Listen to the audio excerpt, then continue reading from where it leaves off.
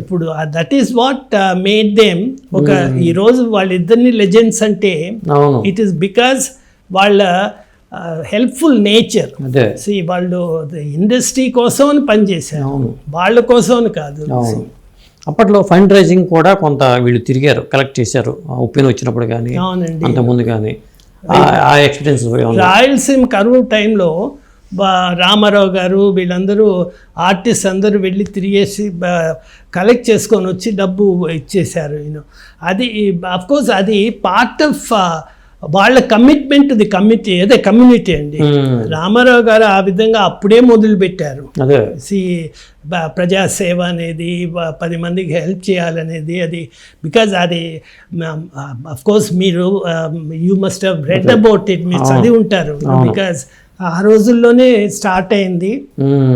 And of course అదే ఉడతా దీనిలో నాయన కానీ చక్కన కానీ they use to contribute the cos actually. Okay. మళ్ళీ తర్వాత అండి ఇక్కడ మళ్ళీ భైరవ దీపం, మరి ఎన్టీఆర్ గారి వారసుడిగా భైరవ దీపం కూడా మీరు చేశారు. ఆ ఎక్స్పీరియన్సెస్ అది భైరవ దీపంలోని 1993 అనుకుంటాను. అంటే బాలకృష్ణ గారు మళ్ళీ అంటే సెకండ్ జనరేషన్ అంటే నాయన వాళ్ళు సినిమా నిలిపేసిన తర్వాత మా జనరేషన్లో మేము చందమామ విజయ కంబైన్స్ అనేసి ఓ బ్యానర్ పెట్టి సినిమాలు తీద్దాం అనేసి అనుకున్నాం. అప్పుడు తెలుగులో తమిళ్లో 2 లాంగ్వేజెస్లో తీసాం.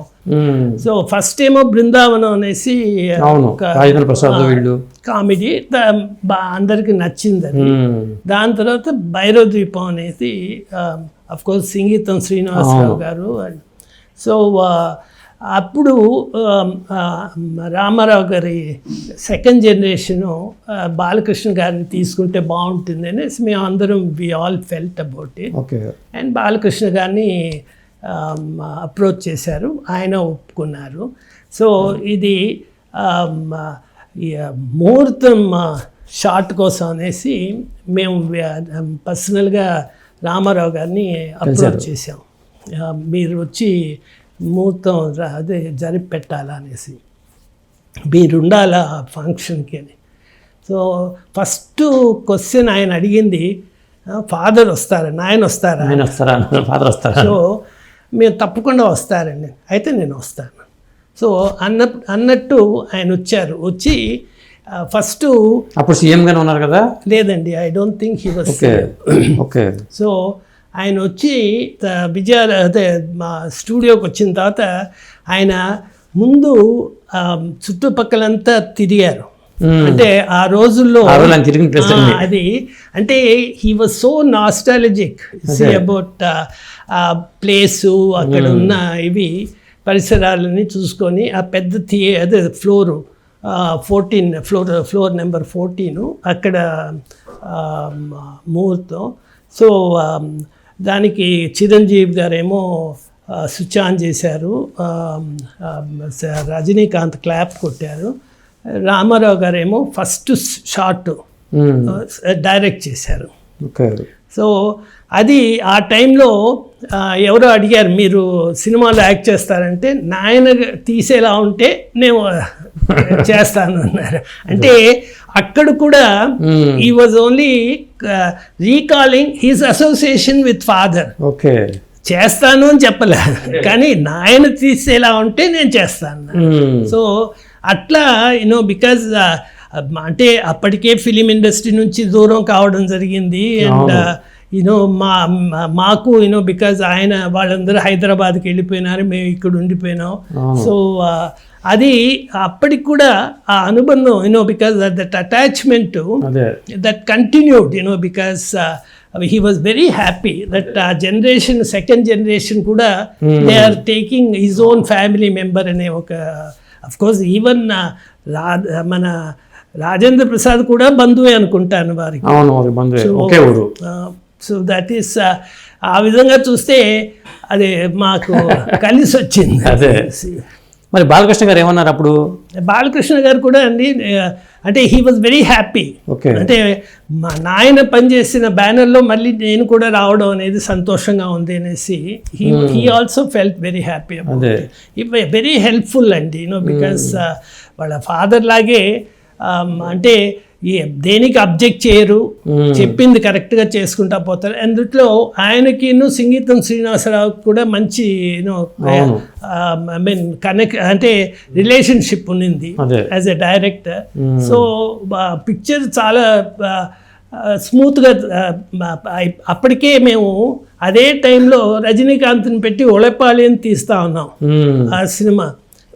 సో 2 పెద్ద సినిమాలు ఒకేసారి ప్రొడక్షన్లో ఉండడం కూడా it was quite an experience for us because మేము అనుకోలేదు మళ్ళీ మేము అదే ఫిలిం ఇండస్ట్రీకి వస్తాము అనేసి.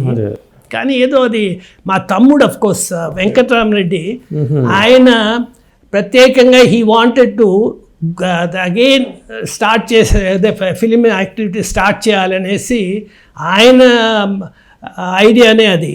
ఇట్ ఈస్ నాట్ దట్ ఇదే అఫ్కోర్స్ అందరు 4 పార్ట్నర్సే అనుకోండి. అఫ్కోర్స్ మా అన్న అప్పటికి పోయారు. బట్ ఎనీవే ఫ్యామిలీ మెంబర్స్ 4 ఫ్యామిలీలు కలిసి బ్యానర్ ఇచ్చేసాం.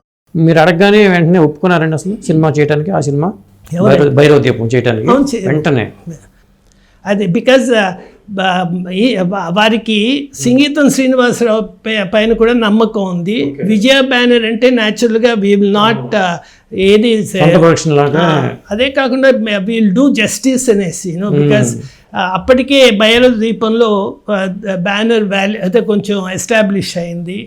సో ఇవన్నీ కూడా బికాస్ తోడ్పడ్డాయి అనుకో. సార్ ఎంజీఆర్ గారు ఎన్టీఆర్ గారు సినిమా రంగంలోకి వెలిగి రాజకీయాల్లోకి వచ్చారు. అప్పుడేమన్నా వీళ్ళిద్దరు కానీ మీ నాన్నగారిని సంప్రదించడం కానీ ఏమన్నా జరిగిందా? తప్పకుండా అండి బికాజ్ రామారావు అదే ఎంజీఆర్ ఏమో ఈ నమ్నాడు సినిమా తీసిందే నాయన్ని తీయమని అడిగాడు. ఓకే. బికాజ్ అతను ఈ పరీక్షించాల ప్రేక్షకుల్ని ప్రజల వాళ్ళ వాళ్ళ ఒపీనియన్ ఎట్లా ఉంది, ఆయన ఒక పొలిటికల్ లీడర్గా అఫ్కోర్స్ అప్పటికే డిఎంకేలో లీడర్గా ఉన్నారు. కానీ ఆయనగా ఒక పార్టీ స్టార్ట్ చేసి అదే మొదలు పెట్టాలంటే ప్రజల అంటే వాళ్ళ ఫీలింగ్ ఎట్లా ఉంటుంది, వాళ్ళ ఒపీనియన్ ఎట్లా ఉంటుంది అనేసి పరీక్షించడానికే ఈ సినిమా అనుకున్నారు ఒక తీయాలనేసి. నాయన మీరే తీయచ్చు కదా, నేను నన్ను ఎందుకు అడుగుతున్నా అంటే లేదు మీరు తీయండి కానీ అది ఎట్లా వస్తుందో చూసుకొని దాని ప్రకారం నేను నిర్ణయం తీసుకుంటాను. ఆ విధంగా నాయన అఫ్కోర్స్ నాయన్ని సంప్రదించి అంటే వాళ్ళకి already they must have made up their mind అండి. కానీ ఒక థర్డ్ పార్టీ ఒపీనియన్ వాళ్ళ అడ్వైసు తీసుకునే దానిలో తప్పకుండా వాళ్ళకి ఇంట్రెస్ట్ ఉంటుంది. బికాజ్ నాయన లాంటి శ్రేయోభిలాషి వాళ్ళకి ఇంకొకరు ఉన్నారో లేరో తెలీదు. బికాజ్ నాయనని ఎప్పుడు వాళ్ళు ఒక ఫాదర్ కిందే ట్రీట్ అంటే ఎంజీఆర్ గారికి అదే ఫాదర్ అంటే నాయనన్నా చెక్కన్నా కూడా చాలా రెస్పెక్ట్.